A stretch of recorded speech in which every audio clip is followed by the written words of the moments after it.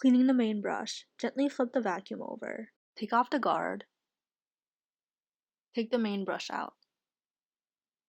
Use the included cleaning tool to clean the brush. Pull the ends of the brush out. Clean them. Put the ends back in place.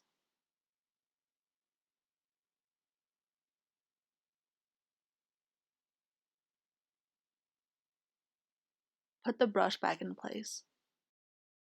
Match the different ends with their respective slots. Align these four with their respective slots at an angle, and make sure they are lower than the bottom case. Click the guard back into place.